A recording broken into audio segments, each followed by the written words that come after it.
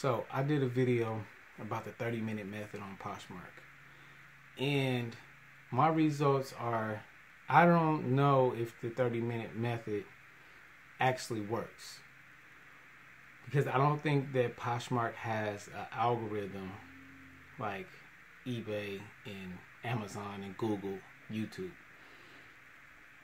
And I don't even know if sharing is a big factor in making sales, because sometimes I will sell something that I haven't shared in like 30 days. And I think the reason for this is sometimes I will put an item up on Poshmark and I will be the only person with that item. So there's not a lot of competition as far as like eBay. When you put list the item, there's not that many people that have that item, so I think you have a better chance of selling probably as of right now. So I think what really matters the most is what I have noticed is that how much money your store is worth, 10% of that sales per month. Or not per month, but just total overall.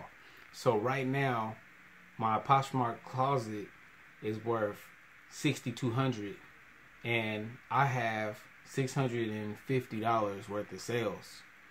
So I just looked at that and said, well, whatever I have is my total value of my closet, then that I'll sell 10% of that. That's what I've been basing it off of. So if I have $10,000, I'll sell $1,000.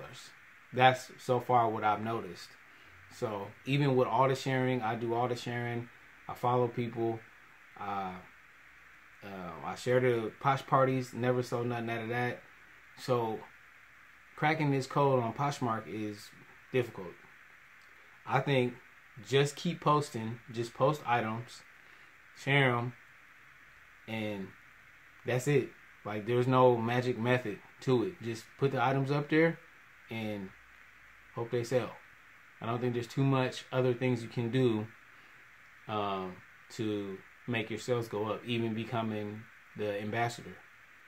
I don't think none of that stuff matters. It's just about the volume of items that you have and the quality of items that you do have. So post quality items, post frequently, share, and then you'll get your share of sales based off your closet value. That's what I think it is. Well, thanks for watching the video. Subscribe and come back for more tips and inspiration. I'm out of here.